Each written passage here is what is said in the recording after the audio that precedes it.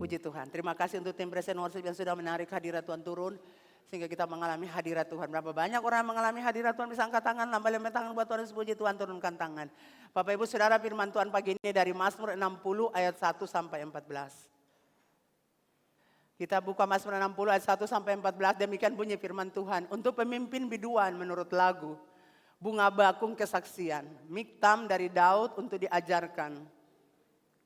Ayat 2, ketika ia memerangi orang Aram Mesopotamia dan orang Aram Zoba. Dan ketika Yoab pada waktu pulang telah memukul kalah 12.000 orang Edom di lembah Asin. Yang ketiga, ya Allah, engkau telah membuang kami, menembus pertahanan kami. Engkau telah murka, pulihkanlah kami. Engkau telah menggoncangkan bumi dan membelahnya. Perbaikilah retak-retaknya sebab kami telah goyang. Engkau telah membuat umatmu mengalami penderitaan yang berat. Engkau telah memberi kami minum anggur yang memusingkan. Kepada mereka yang takut kepadamu telah kau berikan panji-panji, tanda untuk berlindung terhadap panah. Supaya terluput orang-orang yang kau cintai. Berikanlah keselamatan dengan tangan kananmu dan jawablah kami. Allah telah berfirman di tempat kudusnya. Aku hendak beria-ria, aku hendak membagi-bagikan Sikem dan lembah Sukot hendak kuukur. Punya aku Gilead dan punya aku Manasye. Efraim ialah pelindung kepalaku, Yehuda ialah tongkat kerajaanku. Moab ialah tempat pembasuhanku, kepada Edom aku melemparkan kasutku, karena Filistia aku bersorak-sorai. Siapakah yang akan membawa aku ke kota yang berkubu? Siapakah yang menuntun aku ke Edom? Bukankah engkau ya Allah yang telah membuang kami dan yang tidak maju ya Allah bersama-sama bala tentara kami? Berikanlah kepada kami pertolongan terhadap lawan. Sebab sia-sia penyelamatan dari manusia. Dengan Allah akan kita lakukan perbuatan-perbuatan gagah perkasa. Sebab ia sendiri akan menginjak-injak para lawan kita. Puji Tuhan Bapak Ibu Saudara. Khotbah kita pagi ini diberikan judul, dengan Allah kita pasti menang. Amin. Sama-sama kita katakan, dengan Allah kita pasti menang. Amin. Ya Bapak Ibu Saudara yang dikasihi Tuhan. Kita baca ayat pertama tadi, dikatakan di situ untuk pemimpin biduan, untuk kepala musik utama. Jadi musik punya kepala, seperti di sini siapa tidak tahu ya? Ya, itu dia punya kepala. Untuk pemimpin biduan atau kepala pemusik utama, pemimpin utama. Kemudian ada di situ bunga bakung kesaksian. Karena ini lagu Bapak Ibu, jadi merujuk kepada instrumen atau nada. Miktam dari Daud untuk diajarkan. Ya, miktam adalah sebuah mazmur emas Daud. Jadi miktam ini adalah sebuah mazmur emas daripada Daud yang dinyanyikan. Jadi miktam ini dinyanyikan ketika Daud berperang melawan orang Aram Mesopotamia dan orang Aram Zoba. Dan ketika Yoab atau panglima angkatan perangnya membunuh 12.000 orang Edom di lembah Asin. Jadi Bapak Ibu Saudara, miktam ini dimaksudkan untuk mengajar. Pertanyaannya mengajar siapa?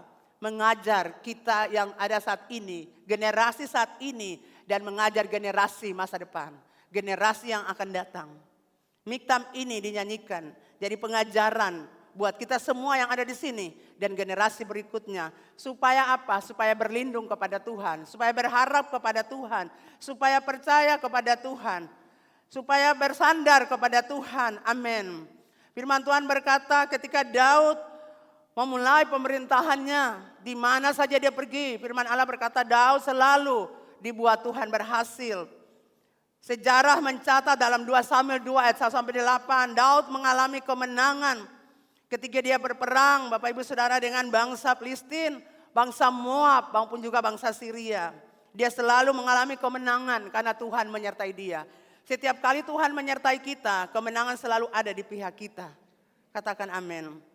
Bahkan dalam 2 Samuel 10 ayat 1 sampai 9 mencatat, Daud mengalami kemenangan atas bangsa Amon dan bangsa Syria. Dan dalam 1 Tawari 18 ayat 11 sampai 13, Daud mengalami kemenangan atas bangsa Edom dan juga bangsa Amalek. Sehingga mereka-mereka ini selalu membawa upeti bagi Daud.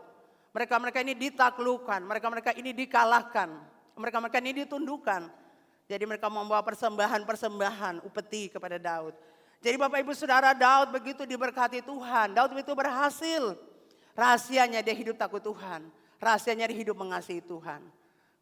Kita suka mau diberkati Tuhan, tapi kita tidak mau untuk diatur Tuhan. Kita tidak mau untuk ditegur Tuhan. Kita tidak mau dididik oleh Tuhan.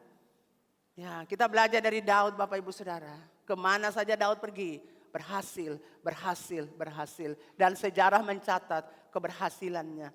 Tapi Bapak Ibu Saudara, kalau kita baca selanjutnya ke bawah, kita melihat begitu banyak hal yang Daud juga alami. Kita melihat di situ apa yang kita pelajari dari Mazmur ini Bapak Ibu Saudara.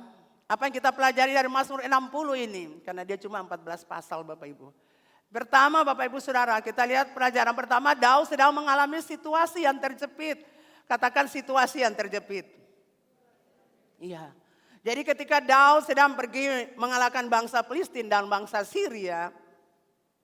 Bapak Ibu Saudara, ketika dia lagi berjalan ke arah utara untuk menghancurkan atau untuk menguasai, untuk berperang melawan bangsa Filistin dan bangsa Syria. Ini ke utara Bapak Ibu Saudara. Bangsa Edom itu bagian selatan. Jadi ketika dia dan pasukannya yang gagah perkasa itu sedang berjalan ke arah utara Bapak Ibu perhatikan bangsa Edom yang dari selatan datang untuk menyerang orang Israel. Dalam keadaan tidak peperangan. Saudara, kalau dulu orang berperang itu harus ada perjanjian. Kami mau lawan kamu. Itulah sebabnya cepat-cepat kalau mau berdamai ya berdamai. Itu berarti kamu bawa upeti buat kami, kamu tunduk. Tapi itu tidak ada perjanjian antara mereka saudara. Karena dulu tuh biasanya orang berperang. Jadi Bapak Ibu Saudara bayangkan itu bangsa Edom dari selatan dia naik untuk menghancurkan bangsa Israel yang adalah saudaranya sendiri. Itu sangat miris Bapak Ibu. Saudara kita tahu bangsa Edom adalah keturunan Esau, katakan Esau. Jadi sekalipun Esau dan Yakub sudah berdamai Bapak Ibu, tetapi Bapak Ibu Saudara, keturunan Esau selalu menyimpan dendam, selalu menyimpan kebencian untuk keturunan Yakub. Betul Bapak Ibu? Kita tahu dalam perjalanan Musa memimpin umat Israel maju untuk pulang ke tanah Kanaan. Dalam perjalanan mereka harus melewati daerah Edom. Dan Musa mengutus orang-orang berkata, kita ini saudara. Kita sekarang dalam kesulitan. Tolong kita. Nenek moyang kami dulu pergi ke Mesir karena kelaparan di tanah Kanaan. Dan sekarang kami dalam perjalanan pulang ke tanah Kanaan. Izinkan kami melewati daerah kamu. Kalaupun kami masuk daerah itu kami tidak akan berperang dengan kamu. Kami akan membayar kalau kami minum air yang punya kamu. Kami akan membeli makanan yang punya kamu. Kami tidak ambil gratis. Tetapi saudara bangsa Edom berkata, sampai kamu masuk daerah kami akan berdiri berperang untuk kamu. Jangan coba-coba masuk negeri kami. Kalau tidak, kami akan membunuh kamu. Itu perbuatan-perbuatan kejam, keji yang dilakukan bangsa Edom kepada Israel saudaranya. Makanya Tuhan bilang jangan ambil Musa, jangan ambil tanah Seir itu, jangan ambil daerah Edom itu karena aku sudah berikan bagi Esau. Jangan kamu melewati tempat itu, kamu pergi melewati jalan lain. Dalam kelaparan dan kehausan, bangsa Edom tidak punya belas kasihan. Kenapa permusuhan? Akhirnya mereka harus melewati tempat lain. Dan Tuhan berkata, kamu tidak boleh balas mereka. Kamu tidak boleh membenci mereka. Itulah Tuhan saudara. Dan itulah kejahatan daripada bangsa Edom saudara. Ini saudara-saudara. Ini saudara Bapak Ibu. Bangsa Israel dilarang betul-betul karena bangsa Edom membenci mereka. Mereka selalu berusaha menyerang bangsa Israel. Mereka selalu berusaha untuk membunuh bangsa Israel. Mereka selalu ada di belakang untuk mencari kesalahan-kesalahan bangsa Israel. Untuk membunuhnya, untuk menghancurkannya, untuk menaklukkannya. Tetapi jangan lupa saudara, Israel berjalan dalam nubuatan. Kekayaan tua akan menjadi hamba. Dan yang bungsu itu akan naik jadi kepala. Sekuat-kuatnya bangsa Edom berusaha hancurkan Israel. Tapi Israel tetap kokoh berdiri.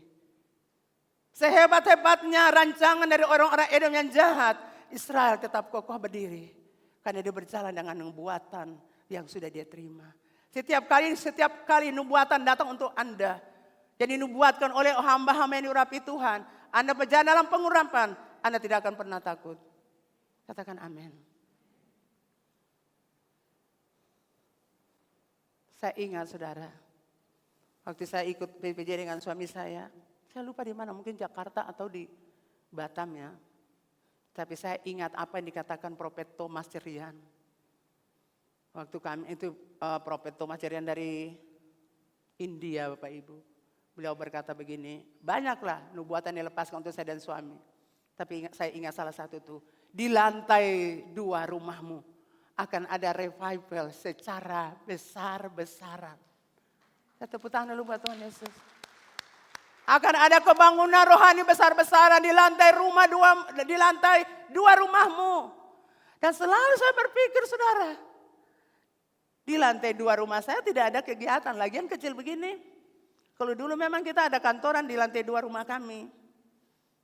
Tapi mau revival apa, mau KKR apa yang ada di ketumpung lantai 2. Sekarang saya pahami. Karena kami berjalan dalam setiap nubuatan. Suami saya itu sudah tidak ada, tapi saya akan menyaksikan nubuatan itu terjadi. Pada hari Kamis tanggal berapa saya lupa tanggal itu. 25, iya tanggal 25. Revival secara besar-besaran akan terjadi. Di lantai 2 rumah kami, bukan rumah di Karangpanjang, tapi di rumah Tuhan GKRI Air Hidup Ambon. Saya selalu percaya setiap nubuatan Bapak Ibu Saudara. Saya berjumpa dengan orang-orang yang berjalan dalam pengurapan. Dan setiap kali mereka lepaskan nubuatan, perkataan profetik, saya selalu memegangnya. Mulai dari apostel Daniel Henobau almarhum sampai yang sekarang. Setiap kali orang bernubuat apa untuk saya, orang-orang yang diurapi, saya akan berjalan dengan pengurapan itu, dengan kata-kata itu. Dan saya akan melihat itu terjadi. Bapak Ibu mau percaya atau tidak, saya percaya. Bapak Ibu diberkati. Berapa banyak orang yang merindukan acara itu terjadi. Anak muda bisa turunkan tangan. Kita selalu berdoa, wow ribuan orang akan datang gereja seperti apa yang dibuatkan Bapak Gembala. Kalau kita duduk tidak bisa saudara. Kita harus bergerak, berdoa dan bekerja. Kita harus kerja apa? Kerja berdoa panggil orang-orang ke sini. Kita harus berkorban untuk lepaskan berkat untuk orang-orang. Supaya mereka ikuti acara itu, amin. Bapak Ibu diberkati, amin. Supaya betul-betul jiwa-jiwa itu datang. Kita akan berdoa, menangis, berteriak untuk Tuhan. Sehingga nubuatan itu terjadi. Dan saya percaya itu akan terjadi. Amin. Selama hari Kamis sampai hari Minggu, saya percaya KKR besar-besaran, mujizat-mujizat besar akan dilakukan di gereja ini. Kelepasan, kebebasan, pemulihan. Seperti tema mereka. Terima kasih Yesus, Engkau selamatkan saya. Dan saya percaya jiwa-jiwa muda yang datang diselamatkan. Dilepaskan dari hidup yang terkutuk. Dilepaskan dari kegelapan. Dilepaskan dari roh jahat. Dilepaskan dari narkoba. Dilepaskan dari seks bebas. Dilepaskan dari keinginan daging. Dilepaskan dari pornografi. Dilepaskan segala ikatan-ikatan kutuk yang mengikat. Dan saya percaya generasi itu akan tertanam di GKRI Air Hidup Ambon. Doa itu punya kuasa Bapak Ibu Saudara. Saya percaya setiap doa bahwa doa itu akan terjadi. Mungkin sekarang kita belum lihat, Bapak Ibu berdoa belum lihat. Tapi satu saat doa itu terjawab. Mungkin orang-orang menubuatkan anak, kok belum terjadi? Pasti terjadi. Tidak bisa tidak. Setiap perkataan-perkataan profetik yang dikeluarkan itu bukan dari kami. Tapi Roh Kudus yang berbicara, katakan buat dia. Jadi bukan atas kami punya kemauan. Jadi Bapak Ibu Saudara, mari kita belajar dari bangsa Edom. Yang tidak punya perasaan. Itu saudaranya lagi pergi berperang, tapi dia datang di belakangnya. Jadi seperti dia tusuk itu Edom, bangsa Israel dari belakang. Bangsa Edom menusuk saudaranya itu dari belakang, tanpa saudaranya tahu. Saudara, kalau orang tusuk kita dari belakang, itu menyakitkan. Di kantor, di mana Anda beraktivitas, atau di mana saja, Anda akan temui orang-orang yang ada di belakang Anda, yang dekat dengan Anda, yang menusuk Anda, tanpa Anda tahu. Tapi saya kasih jaminan buat Anda, kalau Tuhan Allah menyertai Daud, Tuhan Allah yang sama menyertai Anda. Orang boleh tusuk Anda di belakang, Tuhan akan jadi pembela buat Anda. Orang boleh tusuk Anda di belakang untuk hancurkan Anda, tapi Tuhan Allah akan buat engkau kokoh berdiri kuat. tidak akan pernah tergoncangkan. Seperti korma yang ditanam dalam pasir panas. Saudara lihat ketika kita berakar dalam Tuhan seperti korma. Itu korma punya akar tuh sampai ratusan meter. 200 sampai 300 meter dalam tanah karena dia cari air. Saudara lihat waktu badai padang gurun datang. Korma tetap kokoh berdiri. Kenapa? Akarnya tertanam 200 sampai 300 meter dalam tanah. Dia tetap kokoh berdiri, tidak pernah tergoncangkan. Kita tahu bahwa badai padang gurun itu sangat kuat, saudara. Bisa hancurkan dia. Kenapa dia tidak hancur? Karena dia berdiri kokoh. Kenapa? Karena akarnya di dalam tanah 300 sampai 200 meter. Selama Bapak Ibu berakar dalam Kristus, dalam firman Allah, orang membuat apa untuk saudara, saudara akan tetap kokoh berdiri. Orang benar seperti pohon korma. Ketika Bapak Ibu saudara hidup benar, Bapak Ibu saudara akan berdiri seperti pohon korma. Orang sakit hati lihat Anda, tapi Anda tetap tampil dalam kemuliaan Tuhan. Bapak Ibu diberkati. Sama seperti pohon ara di Libanon.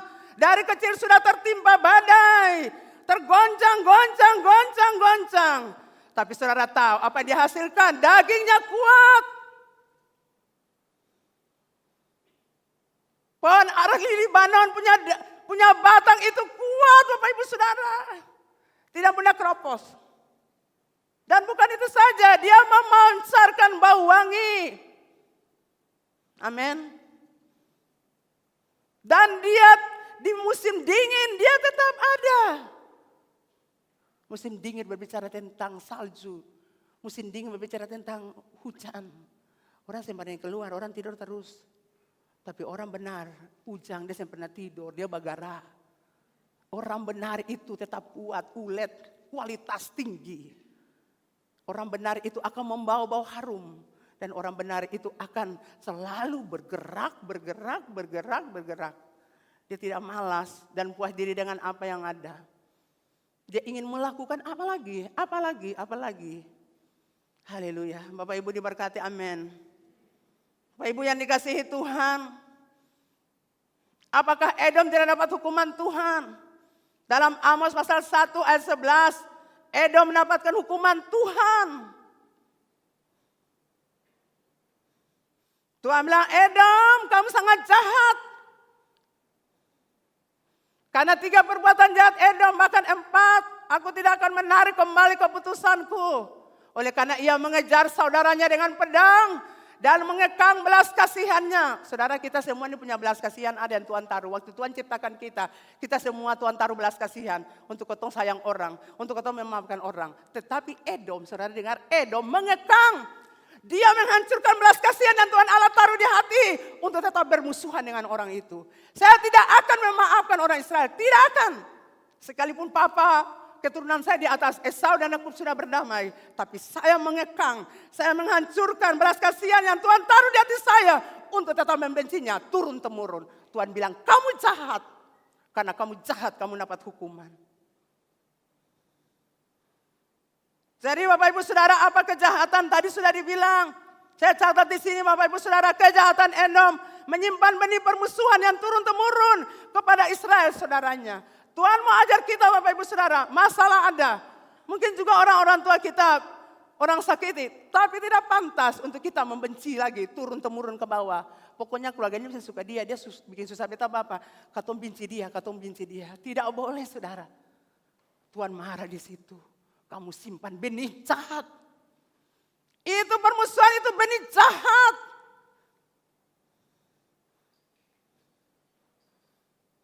Kamu simpan permusuhan, kamu simpan dendam. Bapak Ibu Saudara, berapa banyak yang Bapak Ibu Saudara lakukan? Masih di hati simpan dendam orang. Kamu sama seperti bangsa Edom, Tuhan bilang. Kita harus belajar mengampuni saudara. Kita semua tersakiti seperti Hana. Kita tidak bisa menolak kalau orang sakiti kita. Itu betul, kita tersakiti. Tapi bukan benih itu kita simpan di hati. Untuk jadi turun-temurun, hidup dalam kebencian dan dendam. Itu tidak benar. Tuhan bilang, aku hukum kamu Edom, aku hukum kamu. Karena kamu simpan benih itu, tidak pantas. Saudara, apa pelajaran yang kita terima? Setiap kali orang jahat simpan dendam sama kita, Tuhan urus dia. Jadi kalau Anda sebagai orang benar, Kalau orang simpan kepahitan sama Anda, dendam Anda, Tuhan urus dia. Katakan amin. Ya Israel itu kaum pilihan Tuhan, umat pilihan Tuhan. Ini Edom benci sekali. Setiap kali Anda hidup dalam kebenaran, orang-orang membenci Anda. Tapi Tuhan akan berurusan dengan mereka. Katakan amin. Ya. Yang berikut, dia membiarkan Israel menjadi makanan pedang saat Israel diserang bangsa Babel. Saudara, ini peristiwa yang menyakitkan. Waktu bangsa Babel menyerang Yerusalem, Bapak Ibu Saudara. Dan ketika mereka mengayunkan pedang-pedang untuk membunuh orang-orang Israel, bangsa Edom berdiri dan menyaksikan. Kalau kau lihat begitu, kau hati belas kasihan, cepat-cepat mau tolong. Kenapa dia tidak mau tolong? Kenapa Bapak Ibu dia mau tolong? Karena bermusuhan, kebencian, dendam yang turun-temurun itu taruh di hati. Kemarin saya bilang di khotbah kemarin, kenapa sampai itu? Kenapa sampai Penina dia begitu, di rumah jahat, di gereja jahat, sakiti hati Hana. Kata Tuhan, kenapa Penina begitu Tuhan? Tuhan bilang dia buka pintu hati. Dia pun hati itu terbuka, firman Tuhan dan jaga hati dengan segala kewaspadaan. Tapi Penina jaga di hati. Penina buka hati para kebencian, iri hati, sakit hati, pahit hati. Seharusnya Anda punya belas kasihan dong. Ini kan tidak punya anak. Dia kan punya anak, yang ini tidak punya anak. Seharusnya kita punya belas kasihan. Tapi belas kasihan itu sudah dihancurkan. Dia sendiri menghancurkan belas kasihan. Jadi hidupnya dendam, benci, iri hati kepada siapa? Kepada Hana. Tapi sudah tahu ketika Hana berdoa, Tuhan membuka rahimnya. Setiap kali anak Anda dibenci orang, disakiti, dilukai, Tuhan akan berdiri untuk Anda. Untuk membela Anda, untuk menolong Anda. Apalagi kejahatan orang-orang Edom. Mereka merampok dan membunuh orang Israel. Yang sudah tidak berdaya, orang Israel yang lemah, tidak berdaya, tidak mampu. Mereka berdiri dan mereka merampok serta membunuh. Tidak punya belas kasihan sekarang. Karena belas kasihan itu sudah dihancurkan. Yang ada adalah roh jahat menguasai hati. Jadi membunuh, ya, merampok sudah biasa. Dan itu adalah roh jahat dalam diri. Berikut lagi yang keempat, menista orang Israel.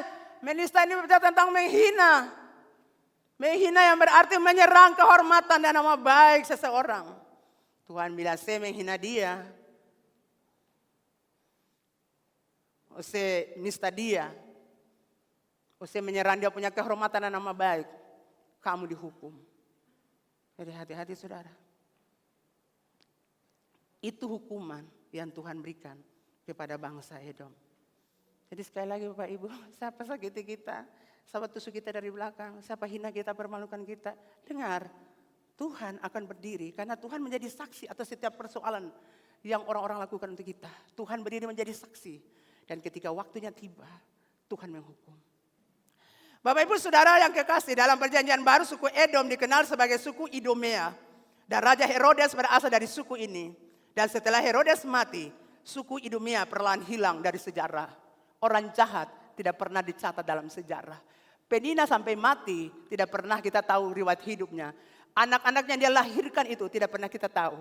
Tapi Hana sepanjang zaman, sepanjang sejarah, nama Hana dicatat dalam Alkitab sebagai wanita terhormat, wanita yang suka berdoa, dan kita pelajari kehidupan doanya.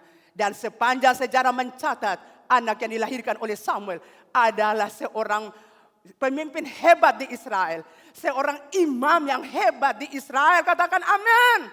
Kalau Anda buat kejahatan, keturunan Anda seperti itu. Tapi kalau Anda hidup benar, keturunan Anda diberkati. Sejarah mencatat Hana dan keturunannya diberkati. Penina dan keturunan sampai mati. Kau tahu dia siapa? Edom, bangsa Edom dan keturunannya jahat. Dan sejarah tidak lagi mencatat mereka setelah kematian Herodes. Tetapi saudara lihat, Israel terus dicatat. Dan kita belajar dari mereka. Dan kita diberkati melalui mereka. Bapak Ibu diberkati, katakan amin. Yang kedua, Bapak Ibu, Daud meratap. Ayat 3-5. Dia berkata begini, Tuhan telah menolak kami. Engkau telah menyerang kami. Engkau telah mengguncangkan bumi. Kita tahu kalau bumi bergoncang berarti tanah goyang, toh Bapak Ibu. Dan itu ketakutan. Engkau memberi kami Engkau memberi kami minum anggur. Ya, engkau berikan kami minum anggur yang membuat kami terhuyung-huyung. Ya, kalau orang minum apa itu kan terhuyung-huyung Bapak Ibu. Mengapa engkau menghukum kami? Tuhan, mengapa biarkan bangsa Edom serang kami? Engkau membiarkan kami kalah. Saudara, kadang-kadang kita seperti waktu masalah, Tuhan mengapa? Kata Tuhan duduk diam. Mengapa ya sampai begini? Tuhan mau buat apa di balik ini? Saudara ingat setiap masalah yang terjadi kita harus cepat-cepat. Tuhan mau kasih beta apa ya? Tuhan mau buat apa pada beta ya? Itu yang dipikirkan. Bukan mengapa. Amin. Tapi Tuhan terima kasih apa yang Tuhan mau buat. Saya ingat setelah kepergian suami saya tidak bilang Tuhan mengapa, tidak. Saya duduk tenang, sebenarnya Tuhan mau apa ini? Apa tujuan saya dengan hidup saya? Dan puji Tuhan saya punya anak-anak ada untuk topan saya berdiri. Mereka berkata, Mama jangan menangis ya Mama. Dan dia datang memeluk saya, sabda saya punya badan. Saya merasa seperti suami saya ada dalam diri anak itu. Kata-katanya sedikit, tapi membuat hati saya tuh wow. Ya, saya seperti juga Cece. Mama harus bangkit, Mama harus berdiri. Saya tidak pahami saudara. Kenapa sih cepat? Saya tidak memahami. Tapi saya tidak pernah pesankan, Tuhan mengapa? Tuhan tidak. Saya tetap berdiri, Tuhan mau apa dan kita punya hidup. Apa yang kita mau lakukan untuk Tuhan. Jadi kita berhenti tanya Tuhan. Karena setiap peristiwa yang menyakitkan sekalipun, tujuan Tuhan ada di dalam rasa sakit itu. Katon tuh harus mengalami rasa sakit. Sehingga ada orang tuh makmur dari lahir sampai mati, sehingga ada. Katon pelajaran yang sama. IPS, matematika, geografi, biologi, matematika, dan TTB-nya bahasa Inggris, bahasa Jerman, segala macam bahasa diajarkan. Katon pelajaran sama Bapak Ibu. Jadi tidak perlu kita tanya Tuhan, mengapa Tuhan? Amin. Jangan mengapa, kita harus bersyukur. Tuhan mau apa nih, tujuan Tuhan apa. Jadi Bapak Ibu sudah dikasih dalam Tuhan. Tuhan itu baik, Tuhan itu mengasihi kita. Amin. Tuhan itu ada buat kita. Tuhan mempedulikan Bapak Ibu saudara dan saya. Jadi saya ingatkan sekali lagi. Kalau saudara membuat keputusan apapun, tanya Tuhan. Jangan ikuti keinginan hati, keinginan mata, dan keinginan daging. Keputusan yang kita buat harus berdasarkan keinginan Tuhan. Harus kita tanya Tuhan. Supaya kalau kita buat pilihan-pilihan itu tepat. Jangan sampai kita buat pilihan-pilihan yang bodoh. Hosea 4 ayat 6 berkata umatku binasa karena mereka tidak mengenal Allah. Karena mereka menolak pengenalan akan aku. Mereka menolak aku. Setiap kali kita menolak Tuhan. Kita tidak mau Tuhan atur kita. Kita akan hancur saudara. Apapun keputusan yang Bapak Ibu mau buat. Tanya Tuhan. Beta mau bikin ini menurut Tuhan bagaimana. Beta mau bikin ini menurut Tuhan bagaimana. Supaya setiap keputusan itu berasal dari Tuhan. Saya selalu bilang untuk Pastor Ana. Minta maaf saya bilang Pastor Ana. Mari saya mau bilang. Kalau kamu memilih lagu. Lagu mulai dari awal sampai akhir. Kamu harus tanya Tuhan. Tuhan. Lagu apa yang beta mau siapkan untuk Tuhan. Nanti Tuhan kasih tahu. Karena Anda hidup dalam alam roh. Nanti Tuhan kasih tahu lagu ini, lagu ini, lagu ini. Karena lagu itu dinyanyikan untuk Tuhan. Jangan Anda memilih lagu berdasarkan Anda punya mau. Karena kita memilih lagu supaya. Dan kalau Tuhan bilang menyanyi lagu itu. Kita akan menyanyi. Itu dalam pengurapan. Entah lagu lama, entah baru. Setiap kali Tuhan bilang, nyanyikan lagu ini. Pengurapan Allah akan mengalir. Karena apa? Tuhan suruh kita nyanyi untuk Tuhan. Bukan kita nyanyi untuk pribadi kita atau jemaat. Bukan Bapak Ibu Saudara. Kita nyanyi di sini bukan menyenangkan Bapak Ibu punya hati. Bukan. Kita nyanyi untuk menyenangkan hati Bapa. Itulah sebabnya tim Present Worship. Ketua pemimpin biduan ini harus tanya. Tuhan lagu apa Tuhan? Lalu kalau Tuhan sudah bilang lagu, itu sudah. Jangan tukar akang, nanti Tuhan yang mengalir pengurapan di atasnya. Yang ketiga, Bapak Ibu diberkati, bisa senyum dulu kiri kanan. Berapa banyak orang yang diberkati, haleluya, angkat tangan. Wow, puji Tuhan. Kalau Anda mau menyembah Tuhan di rumah, ya menyembah saja. Menyanyi lagu yang memang Anda mau menyanyi. Tapi kalau sudah di sini, di umum, harus tanya Tuhan.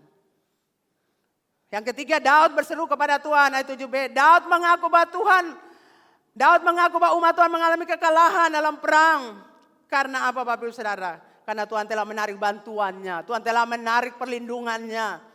Ketika mereka tidak lagi menyenangkan hati Tuhan. Tidak lagi mengikuti cara Tuhan. Ketika mereka mulai menyakiti hati Tuhan. Maka terhentilah pertolongan Tuhan.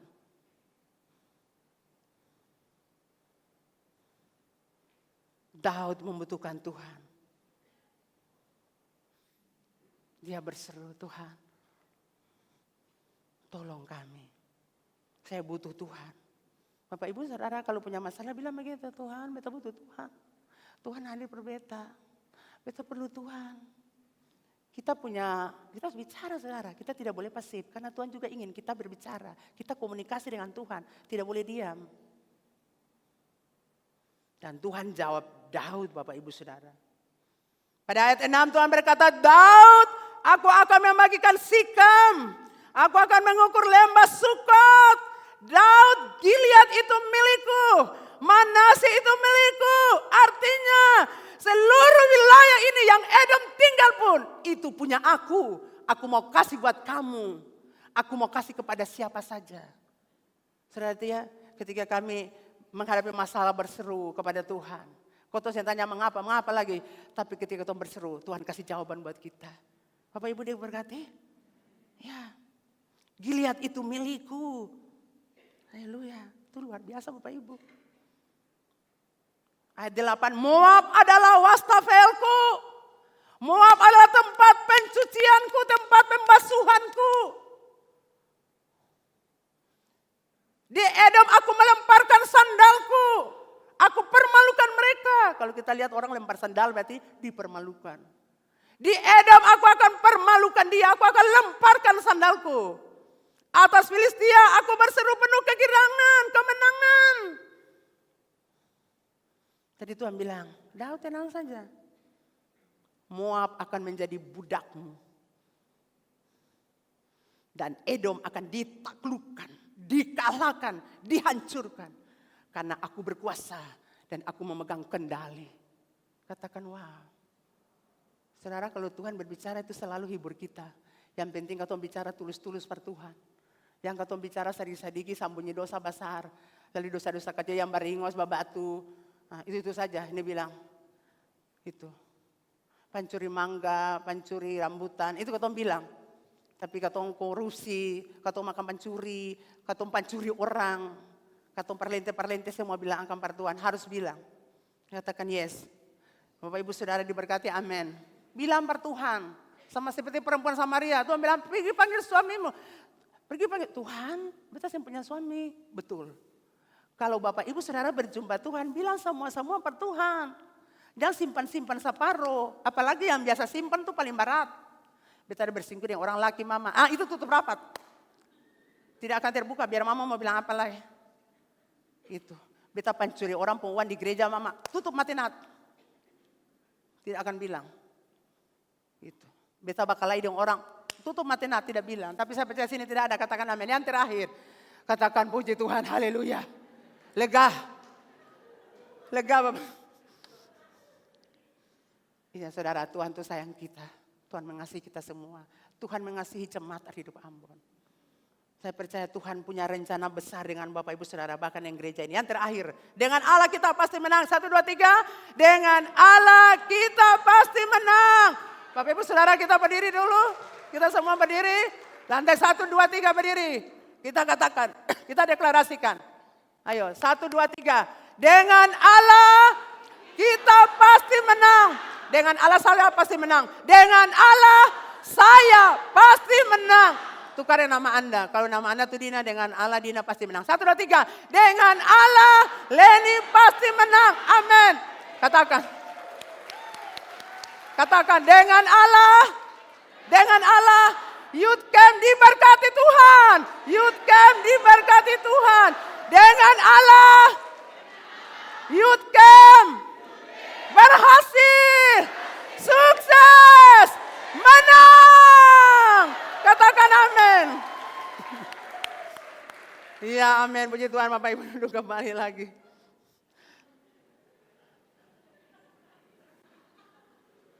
Setiap hari bilang begitu. Kalau di kantor orang saya suka ada dengan Allah. Beta pasti menang di kantor. Jadi dulu menangis. Menangis tidak punya hasil. Menangis lalu satu orang datang bilang, iya dia itu jahat. Jangan saudara. Jangan simpan dendam itu. Pokoknya tiap hari kantor beta pasti menang. Beta pasti menang. Gitu. Anda itu orang Israel, bukan Edom. Amin. Allah kita itu Allah yang dahsyat, Allah yang perkasa, Allah yang memberikan hikmat, kekuatan dan kemampuan bagi kita. Sehingga kita bisa mengalahkan musuh kita bisa menang dalam setiap peperangan yang kita lewati. Perbuatan gagah perkasa adalah perbuatan yang secara akal manusia rasanya tidak mungkin. Tapi kita dapat melakukan gagah perkasa. Hal-hal gagah perkasa karena iman kita kepada Allah yang perkasa. Tidak ada yang mustahil bagi Allah, katakan amin. Tapi tidak ada yang mustahil bagi saudara dan saya yang percaya. Katakan amin. Saudara ingat, haleluya. Ketika Hana berdoa dan dia percaya mujizat terjadi. Ketika wanita pendarahan 12 tahun berdoa, mujizat terjadi. Dia percaya bahwa dia pasti sembuh, terjadi mujizat. Ketika Tuhan berkata kepada Marta dan Maria, kalau kau percaya kau melihat mujizat Tuhan, terjadi mujizat Tuhan. Katakan amin. Amin. Jadi Tuhan akan melakukan hal besar dalam hidup Bapak Ibu Saudara. Yang sakit dengar, apapun sakitmu katakan saya sudah sembuh. Sakit apa saja, bilang beta sudah sembuh. Beta sudah sembuh, beta sudah sembuh, beta sudah sembuh. Anda yang mengalami masalah dalam pernikahan, katakan rumah tanggaku dipulihkan Tuhan. Rumah tanggaku harmonis, rumah tanggaku bahagia. Yang belum menikah berumah tangga jangan bilang. Katakan beta pasti dapat jodoh yang terbaik. Anak-anak muda 1, 2, 3. Beta pasti dapat jodoh yang terbaik. 1, 2, 3. Beta pasti dapat jodoh yang terbaik. Ini untuk anak muda saja yang suka saya bilang. Amin. Ya, dengan Allah Youth Camp diberkati, sukses, berhasil. Dan semua yang percaya katakan amin. Kita tepuk tangan dulu buat Tuhan Yesus.